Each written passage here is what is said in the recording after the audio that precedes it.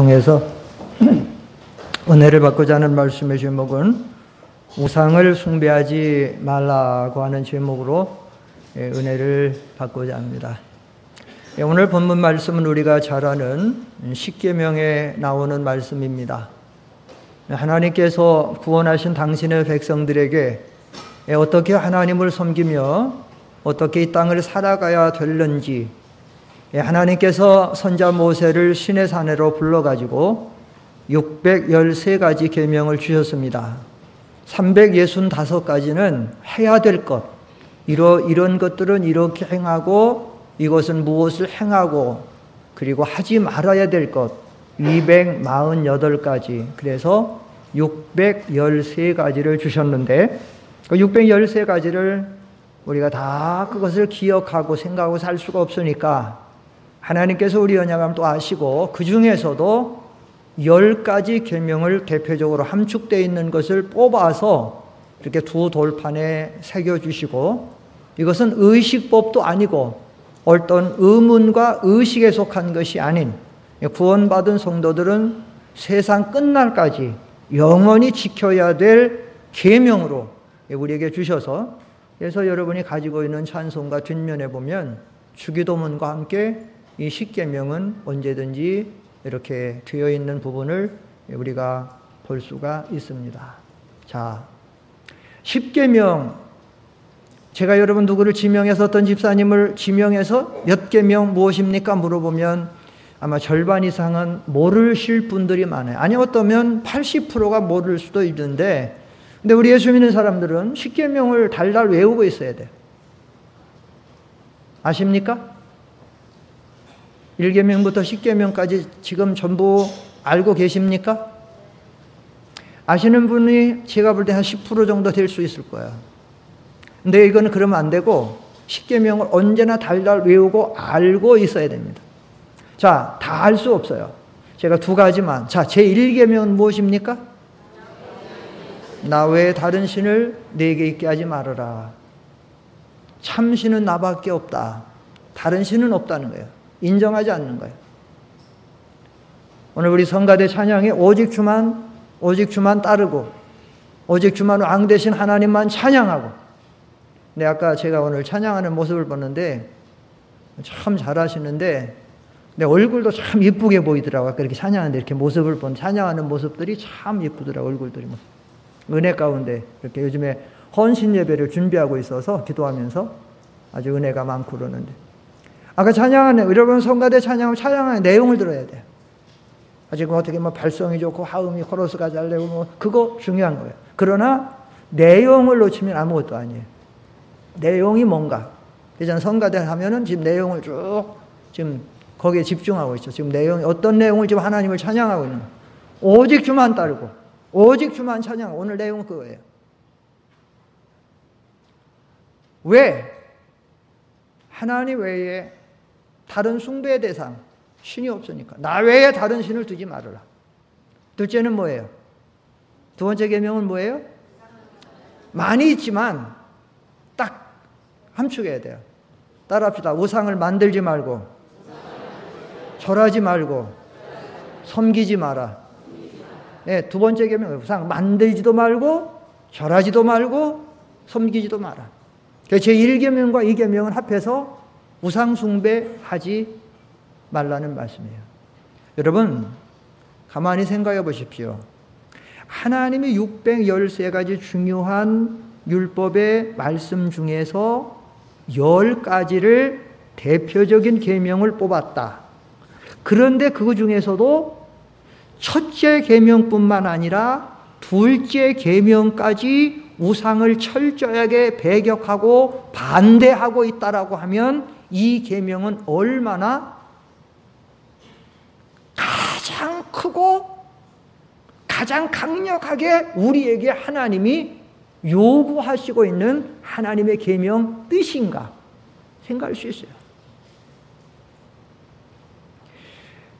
성경에 보면 이 말씀이 주어지고 있는 순간에 비극이 일어났어요. 하나님께서 모세를 불렀습니다. 시내산에 올라갔어요. 그 시내산에 올라서 40일을 금식 기도하고 하나님과 교통하다가 하나님이 이 말씀을 주시는 거예요. 근데 그 아래에 있던 수많은 이스라엘 백성들이 아무리 기다려도 모세가 내려오지 않으니까 우리 지도자가 우리 여기까지 인도해놓고 이 인도할 자신이 없으니까 이거 어디 도망간 거 아니야? 아니 올라가다 죽은 거 아니야? 어떻게 된 거 아니야? 좀 기다리다 안 되니까 그의 형 아론을 공박하기 시작했어요. 자, 더 이상 기다릴 수 없어. 그러니까 우리를 인도할 신을 만들라. 우리 여기까지 와놓고 이게 지금 되면 어떡하겠는가? 인도할 신을 만들라.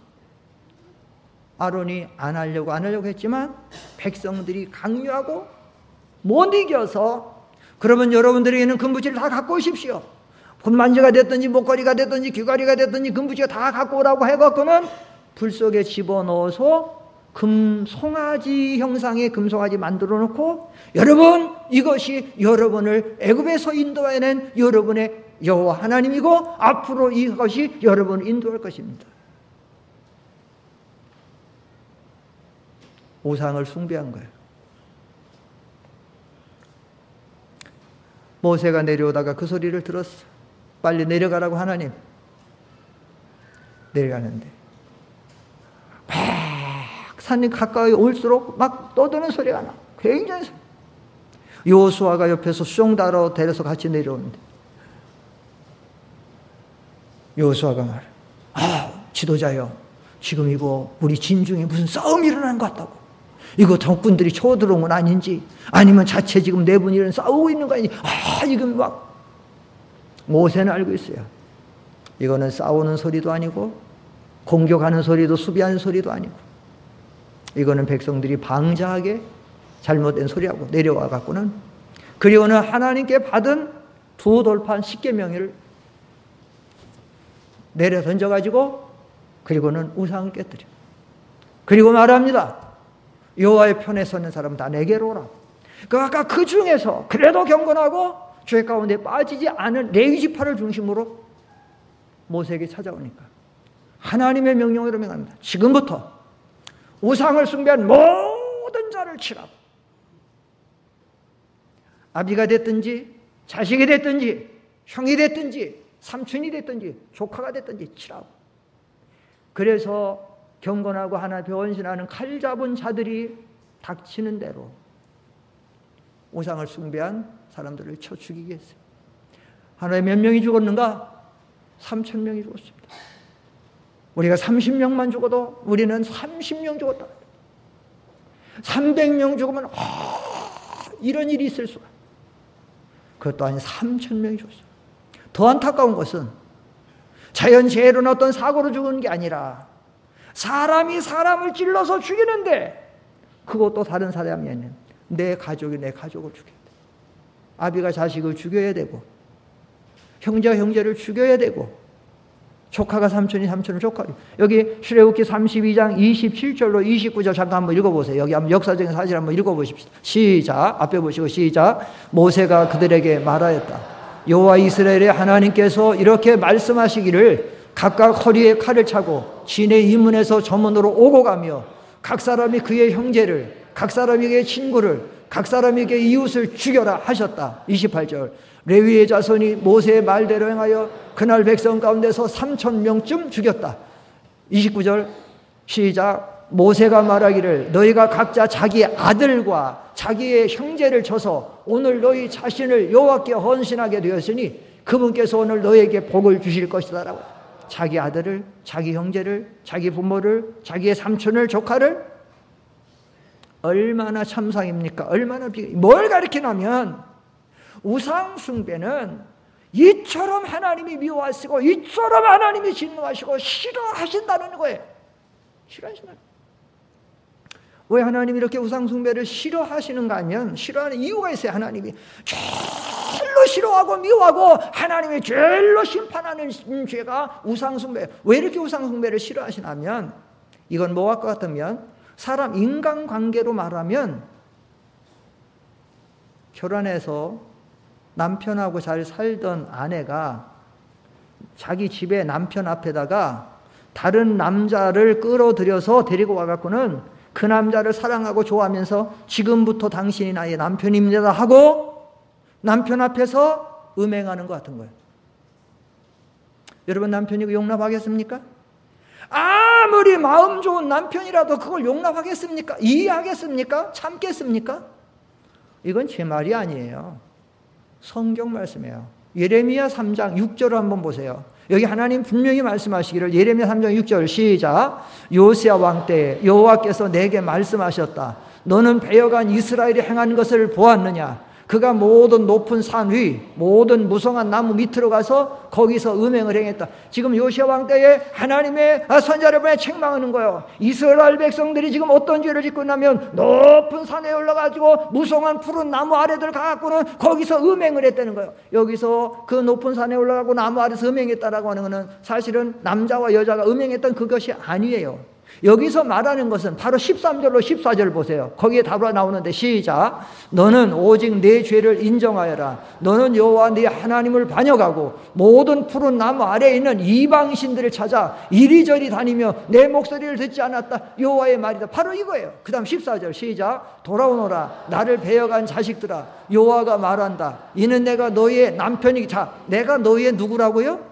하나님은 하나님을 믿는 성도들의 남편인데, 근데 13절에 보면 너는 오직 내 죄를 인정해라. 너는 여호와 네 하나님을 반역하고 모든 푸른 나무 아래에 있는 이방신들을 찾아 행음했다는 거. 아까 6절 말씀이 이걸 가르치는 거예요. 우상 숭배는 여자로 말하면 자기 집에 자기 남편 앞에 앉혀놓고 다른 남자를 데려다가 남편 앞에서 음행하는 것 같으니, 얼마 전에도 나왔어요. 아내가 불륜해서 남편이 찔러 죽었어. 그런데 나중에 알고 보니까는 다른 사람이야. 오해를 한 거야. 그렇게도 하는데, 몰래 숨어서 불륜한 것도 화나서 가서 죽이는데 자기 집에 데려다가 자기 남편 앞에 누가 그걸 용납하겠는가? 그러니까 하나님이 제일로 미워하고 싫어하시는 죄가 바로 우상숭배죠. 여러분, 우리가 예수 믿고 진정으로 예수님을 영접해서 하나님의 자녀가 되는 권세를 얻고 물과 성령으로 거듭난 성도들이라고 하면 적어도 절대로 다른 것은 몰라도 우상은 섬기지 않아야 될 줄 믿습니다. 절대로 우리 상대원 교인들 중에는 우상을 섬기는 성도가 한 사람도 없기를 축원합니다. 우상을 섬기면 복을 못 받아요. 아니, 우상을 섬기면 지금 내가 외적으로는 괜찮은 것 같고 가진 거 있는 것 같지만 절대로 그 사람 심령과 그 사람 삶 속에 행복은 없어요. 절대로. 그리고 나중에 정말로 하나님 앞에 구원받은 사람은 하나님 심판을 받게 돼 있어요. 아예 구원받지 못한 사람이 물론. 자, 그러면 이만큼 우상숭배 죄는 엄청나게 무서운 죄고 좀 부끄럽고 하는 심판받는 죄인데, 그럼 우리가 우상을 먼저 알아야 돼요. 뭐가 우상이냐? 뭐 우리가 대충 알고 있죠. 우리가 한 3가지로 규정할 수 있는데 뭐가 우상인가 하면, 첫째는 사람이 만들어 놓고 섬기는 건 전부 우상이에요. 사람의 손, 성경에서 말하고 있어요. 시편 115편 한번 보세요. 여기 시편 115편 4절로 7절 시작. 그들의 우상들은 은과 금이고 사람의 손으로 만든 것이니 입을 가져서도 말하지 못하며 눈을 가져서도 보지 못하고 귀를 가져서도 듣지 못하며 코를 가져서도 냄새 맡지 못하고 손을 가져서도 만지지 못하며 발을 가져서도 걷지 못하고 그 목구멍으로 소리를 내지 못한다. 저는 가끔 절간에 가요. 산에 갔다가 이 한국의 국립공원의 좋은 자리는 전부 절간들이 차지하고 있어요. 아이, 너무 아쉬워. 기도원에 가서 있으면 얼마나 좋을 건데. 그런데 이제 뭐 종교적인 관념으로 아니라 문화적인 면에서 한번 그 산을 갔다가 한 번씩 들어가 봐요. 그러면 절간 좋은 전 대웅전이라는 자리에 있으면 거기에 큰 부처들이 딱 앉아있어요. 딱 하고 우리한테 돈 달라고 이렇게 딱 하고 이렇게 손을 들어요.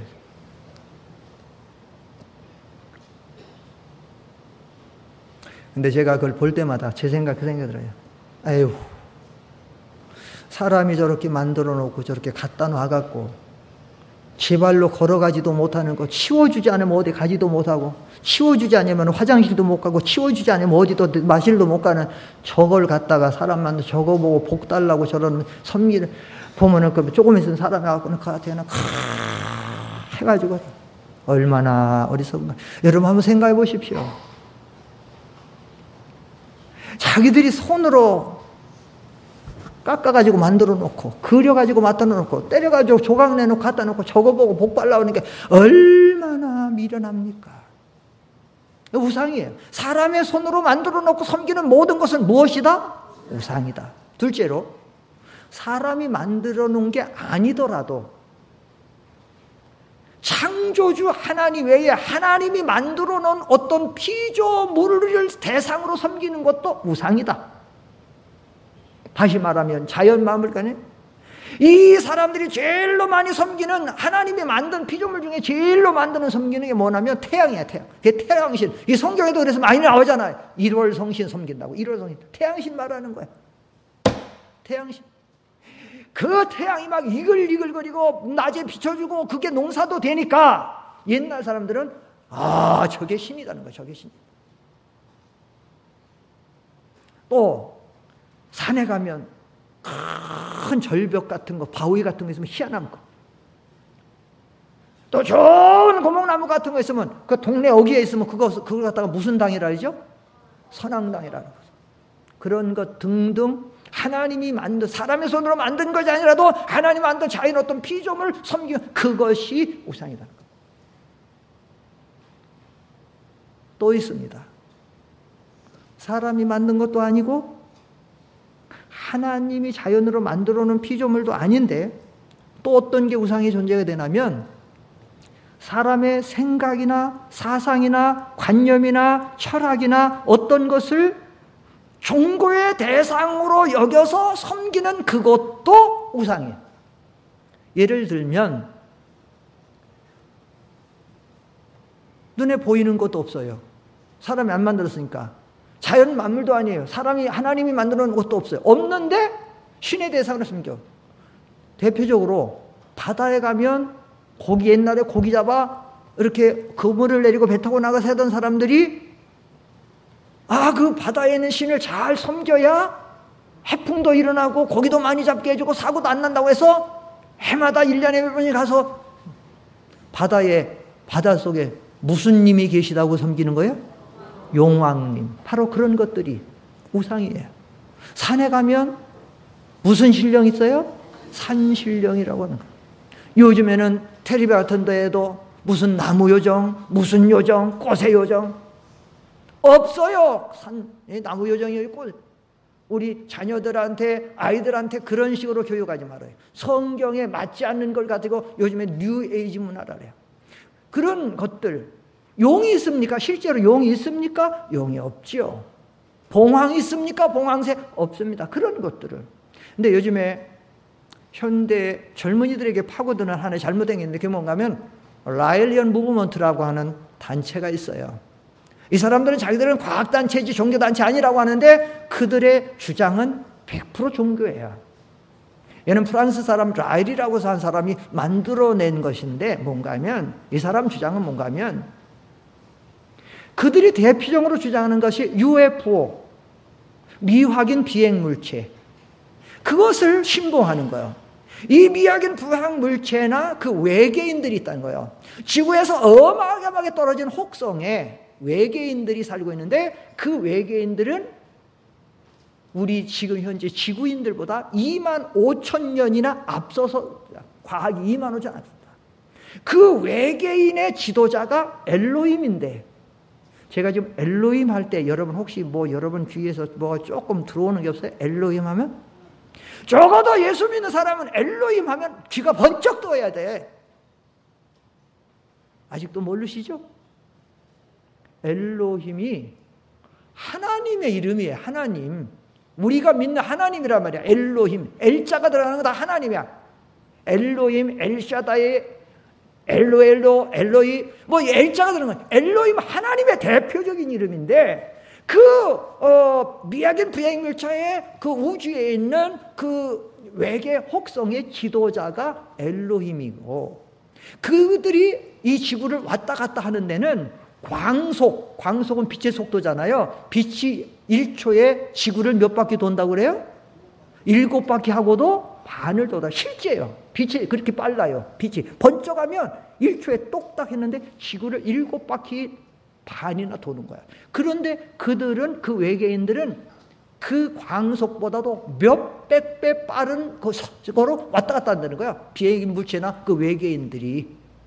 그리고 예수님 같은 경우는 그 엘로힘이 만들어낸 복제 인간, 그래서 이제는 복제를 막 주장하는 거예요. 이거를 지금 우리나라에도 많은 젊은이들이 이거를 신봉하고 따라가서 UFO 하면은 막 나와요. 여러분 분명히 아십시오. UFO 없습니다. 없어요. 하나님이 외계의 다른 세계를 만들어 놓지 않았어요. 성경에 분명히 창세기 보면 이 지구의 에덴 동산에 하나님이 최초의 사람 누구 만들었어요? 아담과 하와 만들었습니다. 응? 그래서 지구에 성경에 종말이 온다고 말하고 있는 거예요. 종말이 온다고 말하고 있는 것이고, 그래서 불로 탄다고 말하는 것이고, 마지막 심판 때는, 노아 시대는 뭘로 심판했어요? 물로 심판했어요. 마지막 때는 뭘로 심판한다래요? 불로. 엊그저께 북한의 김정은이가 이제 32살짜리가 우리 박근혜 대통령 표현으로 말하면 정신 상태가 지금 불능 상태에 빠진 그 김정은이가 또 핵무기를 발전했어요. 무서운 상황입니다. 여러분, 이제는 여러분들이 나라를 위해서 기도해야 될 때예요. 하도 늑대 왔다고 외쳐도 없네, 늑대 왔다. 나중에 이제 하면 정말 큰일 나는 거예요. 전 세계가 지금 전쟁 가고 있어요. 아닌 게 아니라 정신상태 온전하지 못하면 언제 뭔 일이 날지 모르는데, 문제는 뭐냐면 그들이 개발하고 있는 핵폭탄의 위력이라는 거죠. 지금 그것이 앞으로 어떤 정도까지 개발되는지 모르는데, 만약에 수소탄을 발전하게 되면 지금같이 실험한 정도, 지금 요번에 실험한 정도는 서울에 터뜨리면 몇십 명밖에 안 죽어요. 그 정도라면, 그 뭐 1kg 뭐라고. 그런데 거기다가 이제 그게 더 들어가서 몇 100kg가 된다든지, 아니면 지금은 원자 그런 핵인데 수소 핵으로 만약에 발전시키면, 만약에 수소폭탄 같은 위력이 있는가 하면 서울에 터뜨리면 다 죽을 수 있어요. 여러분, 이 수소폭탄이나 원자탄 같은 거는 위력이, 보통 그 핵폭탄은 그 열, 폭풍, 방사능에 의해서 사람들이 죽어가는 거거든요. 한번 딱 떨어져가지고 한번 꽝 하면은 그 폭풍에 이 보통 건물들이 다 가루가 돼 날아가 버려요. 옛날 것도 그랬어요. 히로시마 같은 데 여러분 역사적인 건물 보세요. 한번 꽝 터뜨리니까 이게 모든 게 되는 거예요. 그 다음에 보통 사람이나 식물 같은 거 녹아내려. 그 열이 얼마나 뜨거워서 녹아내리는 거고, 방사능에 오염되면 나중에 기형아도 낳고 사람이 병신있다가 죽는 거야. 비참한 거예요. 근데 그것이 지금 막 과학으로 이렇게 하는데 그게 모든 거 하는 거예요. 그래서 제가 지금 지금 세상 종말 이제 외계인 얘기하다가 그게 아니라 그래서 주님이, 그래서 성경에 보면 마지막 심판은 불로 한다 그랬는데, 하나님이 유황불을 안 내려도 지금 세상에 쌓이는 핵무기, 수소폭탄, 원자폭탄 이런 것만 해도 온 세계는 불바다 된다니까요. 한 번이 멸망이 아니에요. 미국, 영국, 러시아, 중국, 파키스탄도 있어요. 인도도 있어요. 이런 거를 다 종합하면 지금 가지고 있는 것만도 수십 번 이 세계를 불바다로 만드는 거예요. 쌓여있는 것만 해도. 제가 말씀드리고 싶은 건 뭔가 하면, 그러니까 외계를 어디 가서 우리가 피난 가서 외계로 살고 뭐 과학을 발전시키려고 생각하지 말고, 성경에서 주님이 어떻게 오신다 그랬어요? 안 오신다 그랬어요? 오신다는 거예요. 준비를 하면 되는 거예요. 준비하면. 그러니까 어떤 나이를 뭐 그런 것이 없다는 겁니다. 그런 것을 신봉해서 외계로 가서 살려고 하고, 지금 외계에서 살고 지금 나라들한테 그렇게 하지 말고 성경을 믿으라는 거예요. 뭘 믿으라고요? 성경을 믿으라. 성경 믿으면 간단한데 아니니까 그냥 뻥뻥한 거 나온 거예요. 자, 우상은 이런 것들이 우상의 존재들이라는 거죠. 그런데 오후 시간에도 또 하겠지만 우상의 존재에 대해서 오후에 또 할 게 있어요. 지금은 기본적인 거 지금 했고, 근데 여기서 숭배한다. 우상 숭배하지 말았어요. 우상을 숭배한다. 숭배한다는 것은 섬기지 말으라는 거예요. 자, 우리가 우상을 섬기고 숭배하고 섬긴다는 이 말의 의미를 바로 우리가 해석하고 바로 알아야 우상을 숭배하지 않을 수 있는데, 우상을 섬긴다라는 말의 의미는 뭔가 하면 어떠한 대상이 앞서서 말씀드린 그런 대상들이 사람이 만들어 놓은 것이나 하나님이 만드는 자연 피조물이나 아니면 사람이 치축하고 있는 그런 것들이 우리에게, 우리 개인에게나 우리 가정에게나 우리 단체에게 복을 주거나 화를 줄 수 있다라고 믿고 그 대상을 섬기는 게 우상숭배예요. 그런 것들이 내 개인이나 가정이나 단체에게 복을 주거나 화를 줄 수 있다고 믿고 그것을 섬기고 하는 게 우상숭배다라는 말이에요. 자, 제가 오늘 왜 이 말씀을 드리는가 하면 사흘 후에 있으면 추석 명절 연휴를 맞이하는데 우리 기독교인들이, 정신없는 기독교인들이, 믿음이 아직 어린 기독교인들이 깨어있지 못하고 믿음이 어려서 우상을 숭배하는 자리에 빠지고 있어서, 제가 먼저 있던 교회에 마음도 착하고 상당히 얌전하고 성실한 집사님이 있었는데 나중에 알고 보니까 명절이면 고향에 가서 제사에 늘 참여하고 오는 거예요. 전도사님이 보고를 해주는 거예요. 목사님 이런 일. 제가 마음이 얼마나 아파갖고 오늘 이 자리에 앉아있는 우리 상대원 교회 집사님들 중에서도, 심지어 집사님들 중에서도, 성도님, 믿음이 어린 성도님들 중에서도 신앙생활을 수십 년 한다고 하면서도 그런 성도들이 혹시 있을 수가 있어요. 아니 한두 분이 아니라 여러 사람이 있을 수도 있어요. 이렇게 말씀드리는 거예요. 여러분, 유교에서는 천신지기 인귀에게 제사하는 일이 가장 중대산이라 이렇게 말을 해서, 그래서 유교나 믿지 않는 사람들이, 유교를 따라가는 사람들은 죽은 조상에게 제사하는 것을 가장 중요하게 여겨서 그 바쁜데도 어려울 때도 제사하게 되면 제사에 가는 거예요. 왜? 가장 중요한 중대사니까. 그리고 그들이 말하는 그 제사에는 보, 기, 유벽 등의 종류별로 뜻을 가진 제사가 있는데, 보라고 하는 건 뭐냐? 보라고 하는 것은 조상들이 우리에게 생량을 주었기 때문에 우리가 조상을 제사한다는 거예요. 생량을 주었다는 얘기는 무슨 말인가 하면 생명을 주고 우리를 양육해 주었으니까, 그래서 그 은혜를 감사해서 보답하는 것으로 제사를 드립니다. 그거예요. 보라는 것은. 기라는 것은 뭐냐? 우리가 죽은 조상을 잘 받들어서 섬겨서 죽은 조상을 기쁘게 할 때에 그 죽은 조상이 우리에게 복을 가져다 준다는 거야. 농사도 잘 되게 하고, 자식도 쑥쑥 잘 낳게 하고, 아들도 쑥쑥 잘 낳게 하고, 공부하는 사람은 공부 잘하게 하고, 사업하는 사람은 승리도 하고, 그러니까 우리가 그 기복을 받기 위해서 그래서 잘 섬긴다. 그래서 여러분, 그 제사하는 사람들은 그러잖아요. 얘들아, 조상님 잘 받들어 섬겨야 복 받는다. 농사도 잘 되고 니네들 잘 된다. 그러는 거예요. 네? 유벽이라고 하는 건 뭐냐? 조상님을 섭섭지 않게 잘 받들어 드리면 그 조상님이 우리들에게 재앙을 만나지 않도록 보호해 준다는 거예요. 사고를 나지 않고 아픈 것도 안 아프게 하고 여러 가지 사건 같은 거에 심하지 않도록 보호해 준다는 거예요. 여러분, 이 보, 기, 유벽의 이 제사의 의미는 사실은 우리가 누구한테 해야 되는 거예요? 그 모든 것은 모든 것을 우리에게 해주시는, 우리에게 생명을 주고 우리를 양육해주고 우리에게 그 모든 것을 종사도 잘 되게 하고 자식도 모두 잘 되게 하고 어려움 만나게 하는 것도, 그건 다 누가 하시는 거예요? 하나님이 하는 거예요.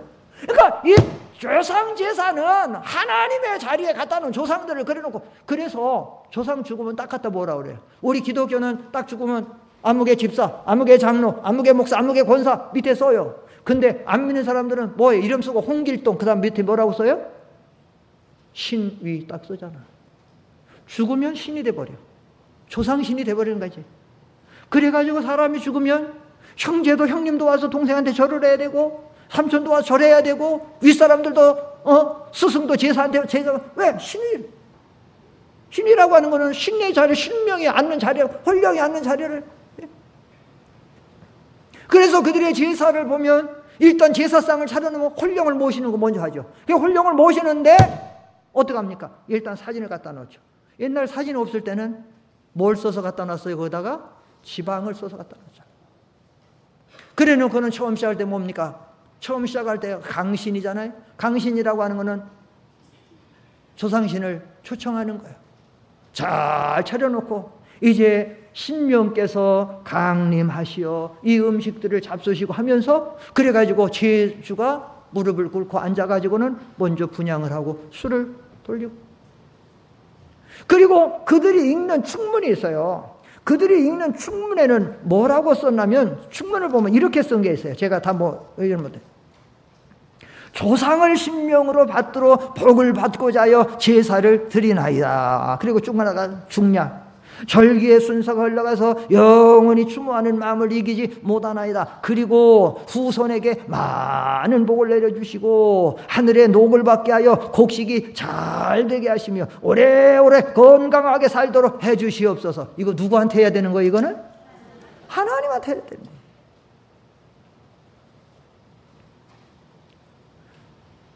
우리나라가 정말로 하나님 앞에 복받은 나라잖아요. 제가 이번에 중국 갔는데 마침 중국 항저우에서 글로벌 G20 국가 정상들이 모여서 했는데, 이번에 가서 제가 그걸 보면서 느끼면서 자세하게 텔레비 나오니까, 중국 텔레비, 한국에는 간단하게는 중국 텔레비가 하루 종일 그것만 하는데 제가 시간이 있어서 좀 한번 봤어요. 쭉 봤는데 지금 세계 패권이 정말로 미국에서 중국으로 넘어가는 게 보여요. 전 세계가 중국으로, 벌써 이게 예언한 사람들이, 사회학자들이 벌써 예언한 게 앞으로 G2 20국가, 미국과 중국이다라고 하는데, 지금 그동안 미국이 얼마나 막강했습니까? 그런데 이번에 가서 제가 보면서 느껴요. 중국의 엄청난 모든 지도자들과 그 모든 관계하면서 중국이 옛날 황제 같은 지금 그런, 우리나라 박근혜 대통령 어떻게 보니까 좀 초라해 보여요. 텔레비에서도 그거 해주는데 우리 박근혜 대통령 조금만, 요즘에 또 사드 문제도 있고 하니까 아주 조금만 보여줘, 아주 좀 속상하고 그러는데,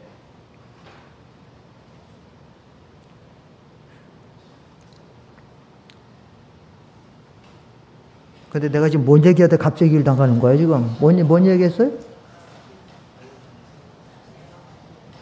갑자기 지금 G2 하다가 지금 잊어버렸어. 지금 마라톤 달리다고. 네? 이 모든 것은 하나님이 해주셔야지 되는 것이지 어떤 사람이 무엇을 통해서 하는 거 아닌데, 제가 그 얘기 하려고 해서, 우리나라가 얼마나 하나님의 축복을 받아서 지금 G20 국가 모였는데, 제가 인터넷 들어가서 좀 한번 자료를 살펴보니까 우리나라 국력의 순위가 그 중에 한 13위 정도래요. 20개 국가 중에서. 여러분 생각해 보세요. 200 50개 국가인데 세계에, 그 중에 우리가 국력이 13위 정도가 되면 얼만큼. 여러분 60년 전에 우리나라가 국력이 어느 정도 갔어요? 6.25 동란 바로 직후에 국력이 우리가 몇 순위가 됐겠냐고요. 말씀드렸죠. 예전에 장축체육관도 필리핀이 져주어갖고, 그때 우리나라가 필리핀을 이렇게 봐서 우리나라가 필리핀만큼만 잘 살아도 좋겠다 했잖아요. 지금 우리나라 사람들 필리핀이 우리나라 지금 와서 지금 돈 벌어 가려고 좀 오잖아요. 그런데 이것은, 우리가 이렇게 축복받은 것은 전적으로 100% 하나님의 은혜인 줄 믿습니다. 하나님이 우리나라를 사랑해서 약한 자를 들어 강한 자를 부끄럽힌 하나님이, 이 어려운, 그때 당시에 전 세계에서 제일 못 사는 나라가 우리나라였어요. 6.25 전쟁 직후에. 여기에 하나님이 유럽의 선교사를 보내주고 미국의 선교사를 보내주고 호주의 선교사를 보내줬는데, 이 선교사들이 다 건전하고 경건한 성경에 입각한 선교사들만 왔어요. 그래가지고는 막 부흥의 역사가 일어나가지고 이 나라가 한강의 기적을 이루어서 전 세계가 울어보잖아요. 저렇게 도움받던 나라가 이 짧은 기간에 다른 나라를 돕는 나라가 거의 없다는 거예요. 우리나라가 그 나라인데 지금 어쩌자고 우리나라가 이렇게 지금 명절만 되면 우리나라는 죄 짓는 나라가 되는 거예요. 구정이 되고 추석이 되면. 저는 그래서 명절 때 되면 반갑지가 않아요. 솔직히 얘기해서. 하나님이 두렵고, 김정은이가 저렇게 불장나는 거 지금 다 결국은 누구 손 안에 있는 거예요? 하나님이 하시는 거예요. 이 나라 지금 징계하는 겁니다. 정신 차리라는 겁니다. 목사들이 지금 얼마나 지금 물질에 지금 부정해가지고 목사들이 물질에 대해서 부정하고, 목사들이 이성주의에 빠지고, 목사들이 지금 각종 모든 거에 빠지고, 교회들이 얼마나 부정하고 얼마나 잘못 나가고 지금 모든 거 하니까 한국 교회가 타락하고 하는 거예요. 제가 이번에도 중국에서 그런 생각했어요. 중국 가갖고는 뭔 생각이냐면, 중국이 저렇게 부상하는 데는 약간 아이러니하지만 뭐가 있냐면, 지금 중국의 기독교가 엄청 발전하고 있어요. 문화대혁명 때 모태똥이가 다 때려잡았던 교회가 일단은 아직 공산정권이고 하지만 일단은 교회가 들어서고 있고, 일단은 예수 믿고 구원받는 수가 지금 전 세계에서 하루에 예수 믿고 구원받고 돌아오는 수가 제일 많은 게 중국이에요. 중국은 기독교인이 우리나라의 몇 배예요. 중국엔 적어도 기독교인하고 천주교인 합하면 한 2억 잡을 거예요. 2억. 얼마나 많습니까? 2억 잡으면. 우리나라는 몇인데, 우리나라는 요즘에 한국 기독교 단체에서 1000만도 안 된다고 봐요. 지금 다 주저앉아서. 1000만 잡아도 그 나라만이 하면 10분의 1, 20분의 1밖에 안 되는 거예요. 그게 지금 부상이에요.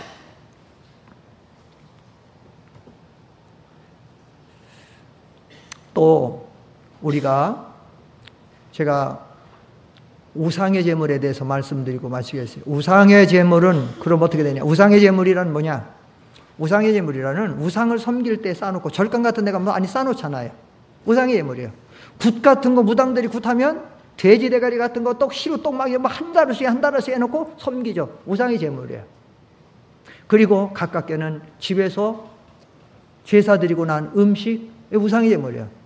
근데 이 제사의 제일로 마지막 부분이 뭐냐? 제사를 신령을 받들어 드리고 남은 음식을 먹는 시간인데, 그걸 갖다가 음복이라고 그래요. 음복이라는 거는 조상이 우리에게 물려준 복된 음식이다. 이걸 먹음으로 조상도 기쁘게 하지만 우리가 서로 화해하고, 그래서 앞으로 복 받고 잘 사는 거예요. 음복하는 거예요. 우상의 제물이에요. 우상의 제물을 먹어야 되느냐 안 먹어야 돼요? 절대 먹으면 안 됩니다. 왜냐? 성경에 먹지 말라 그랬어요. 성경에 사도 바울이 고린도에서 복음을 전할 때 고린도교에 이 문제가 커다랗게 부딪혔어요. 먹어도 된다, 안 먹어도 된다. 그때 바울이 말했어요. 성찬의 교리를 통해서 설명했습니다. 우리가 성찬 예식을 하면 주의 잔에 참여하는 거다. 그 떡은 우리를 찢기신 살이고, 그 포도즙은 우리를 낸 피 흘림인데 우리가 거기에 참여하는 거다. 그런데 귀신의 음식, 우상의 제물에 참여하면 어떻게 되냐? 그건 귀신의 섬기는 게 참여하는 거다. 여기 고린도전서 10장을 우리가 앞에 보면서 한번 읽어보고, 여기 정확하게 나와 있어요. 성찬의 교리를 통해서 우리가 그 음식을 먹으면 어떻게 되느냐? 14절 시작. 그런즉 내 사랑하는 자들아, 우상 숭배하는 일을 피하라. 나는 지혜 있는 자들에게 말함같이 하노니 너희는 내 이르는 말을 스스로 판단하라. 여기 14절에 다시 보면 우상 숭배하는 일을 피하라 그러잖아요. 내 사랑하는 우상. 근데 이 우상 숭배 중에 하나가 뭐냐? 16절 시작. 우리가 축복하는 바 축복의 자는 그리스도의 피에 참여함이 아니며, 우리가 떼는 떡은 그리스도의 몸에 참여함이 아니냐? 떡이 하나요 많은 우리가 한 몸이니 이는 우리가 다 한 떡에 참여. 여기 잘 보면 여기 축복하는 바 축복의 자는 성찬을 말하는 거예요. 성찬. 우리가 이 성찬에 참여하는 것은 그리스도의 살과 그리스도의 피를 통해서 우리가 많은 지체지만 그리스도의 한 몸에 참여하는 거라는 거예요. 믿습니까? 그래서 우리가 성찬 예식을 하는 거예요. 제가 10월 1일 첫째 주에 성찬 예식을 하려고 지금 준비하고 있어요. 1년에 적어도 한 2번은 해야 되겠다 싶어서 한 10월 가을에 한 번 하고 봄에 고난주간에 한 번 하고 이렇게 2번 정도는 해야 되겠다 싶어서 지금 제가 이렇게 기도로 좀 준비하고 있는데, 이게 성찬 하시는 거예요. 아직 안 끝났어요. 그 다음 성경, 그 다음에 고린도전 10장. 자, 그 다음 18절, 19절, 이게 중요한 거예요. 시작. 육신을 따라 난 이스라엘을 보라. 죄물을 먹는 자들이 제단에 참여하는 자들이 아니냐. 이걸 보세요. 18절이. 제물을 먹는 자는 그 제단에 참여하는 거예요. 그러니까 성찬에 단에 참여하는 거는 하나님의 단에 참여하는 거고 하나님에게 참여하는 거예요. 그런데 우상의 제단에 우목을 먹는 거기에 참여하는 거는 우상에게, 귀신에게 참여하는 거예요. 19절 시작. 그런즉 내가 무엇을 말하느냐? 우상의 제물은 무엇이며 우상은 무엇이라느냐? 20절 시작. 대저 이방인의 제사하는 것은 귀신에게 하는 것이요 하나님께 제사하는 것이 아니니 나는 너희가 귀신과 교제하는 자 되기를 원치 않노라. 여러분 성경을 잘 알고 제사에 대해서 잘 알아야 돼요. 제사하는 사람들은 제사할 때에 죽은 조상한테 제사한다고 하지요. 묻습니다. 죽은 조상한테 제사하면 죽은 조상이 와서 음식 먹습니까? 대답해 보세요. 음식 먹습니까? 죽은 조상에 조사하면 죽은 조상이 거기 옵니까? 절대로 못 옵니다. 누가복음 16장에 보면 거지 나사라 부사 사건을 통해서 믿고 구원한 사람 천국, 안 믿은 사람 불교 지옥에 갔어요. 그런데 그 지옥에 간 사람 우리 형제 5이 지금 있는데 여기 오면 안 되니까 나를 보내가지고 좀 오지 않게 해달라고. 하나님 뭐라요? 절대 못 나간다. 천국에 가면 영원하고 지옥 가면 영원, 왔다 갈 데가 없는데 어딜 가요? 영원히 못 와. 죽은 사람 안 믿는 사람 죽어서 지옥 가서 절대로 아무리 풍성하게 차려놓고 와서 음복 뭐 잡숴라도 못 와. 그런데 거기 다른 존재가 있어요. 그 다른 존재가 거기 있어요. 분명히 있어요. 없는 건 아니야. 성경 보고 대답하세요. 거기에 누가 있어요? 따라하세요. 귀신. 따라하세요. 귀신. 귀신이 있어요. 안 믿는 사람이 거기서 제사하는 건 귀신에게 하는 거예요. 귀신이 받는 거예요. 귀신은 그 사람의 영혼이야. 죽은 조상의 신이 아니에요. 죽은 조상의 신이 아니에요. 예? 절대로 제사를 그래서 하는데 귀신이 받는 거야. 귀신이 실제로 있잖아요. 귀신이 실제로 있어요. 예? 21절. 그래서 시작. 너희가 주의 잔과 귀신의 잔을 겸하여 마시지 못하고 주의 상과 귀신의 상에 겸하여 참 생각해 보세요. 여기 귀신의 잔 해놓고 여기 성찬 해놓고 이거 먹겠다 이거 참 할 수 있어요? 없어요? 안 되죠. 그런데 우리는 지금 성찬에 참여해요? 안 해요? 대답하세요. 성찬에 참여합니까? 안 합니까?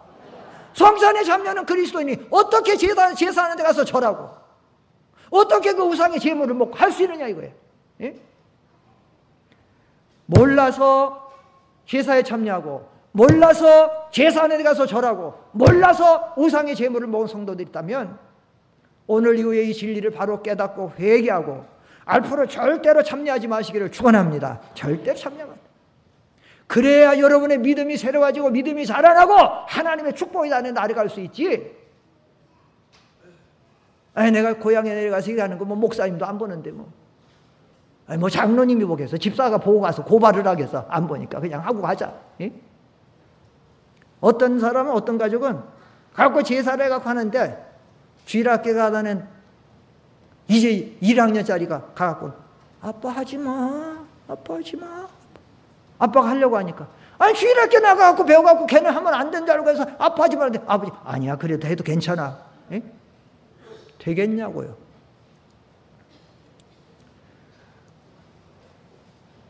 제사하는 것이 물론 가족적으로 힘이 들 수 있어요. 부모, 형제에게, 백부, 숙부에게 미안하고 그래도 참된 생명은 그래서 예수님 뭐라고 말씀하셨습니까? 누구든지 나를 따라오던 자기를 부인하고 뭘 지고 나를 쫓으라고요? 자기 십자가. 때로는 우리가 생명의 길 축복이라고 하는 고난의 십자가도 있어요. 그걸 잘 짊어져요. 여자 집사님들, 여자 권사님들 잘 들으세요. 나는 가서 제사에 안 참석하고 안 하지만 제사상은 차려줘야지. 제사상 차려주는 거 하나님 기뻐하겠습니까? 안 기뻐하겠습니까? 핍박을 각오하고 하지 마세요. 핍박을 각오.